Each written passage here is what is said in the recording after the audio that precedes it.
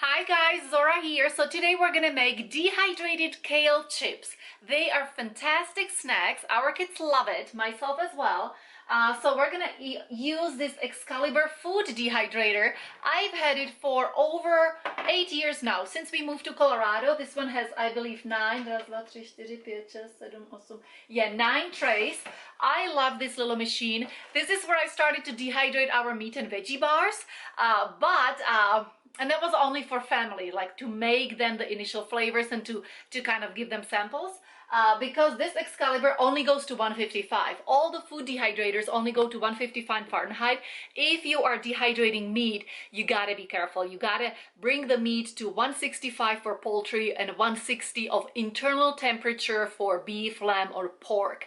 So what I was doing initially was also using our oven. So basically I would go between the dehydrator and the oven to make sure I am bringing the internal temperature high enough, especially for meat. So just in case you're thinking of making your own jerky or dehydrating meat, just be careful. But today with the kale, we're gonna make kale chips. I'm gonna use 1 or 2 bunches of the kale. I'm gonna put a little bit of olive oil on it after I wash it and dry it. Then a little bit of sea salt, and I'm just gonna keep it simple. Maybe I will put a little bit of roasted garlic powder on it as well. The reason I want to keep it simple is that after it's dehydrated, if your family members prefer something more spicy like cayenne pepper, they can put it on the flakes much later. And for me, I want to stay AIP, so I'm not going to put anything spicy on it. So for me, just the sea salt, olive oil, and garlic will be awesome. What else do I want to cover? Yeah, so it's going to be in the dehydrator at that 145 Fahrenheit for about an hour, and then we go to 115 for another 3 to 4 hours till the kale chips are nice and crispy. So let's get started.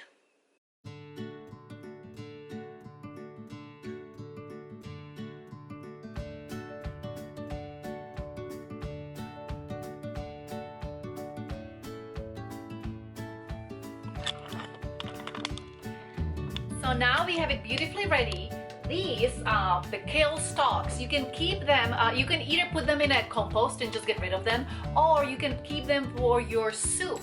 You can chop them up into, thinner slices and put them into your soup as well. And now we're gonna put a little bit of the olive oil, some sea salt, and some garlic into this kale.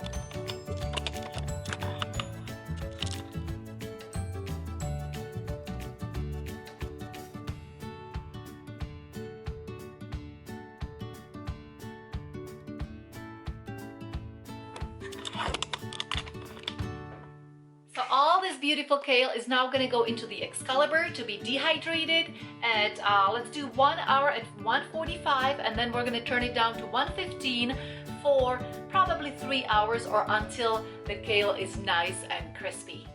Okay, and the kale chips are now done. So it took about, a good 3 hours in the dehydrator, but it wasn't bad. They are super nice and crunchy. Next time, I think I have to be more careful of distributing all the spices a little more evenly. So I think I just have to play with it a little more when I'm baking it or when I'm mixing the ingredients. But I was very, very pleased with it. This is all the yield that came out of one large kale bunch. So, and that fit on 3 trays in the Excalibur dehydrator. So I think you can easily fit there 9 trays, 3 large kale bunches. So enjoy them. Recipes below. Thank you for watching.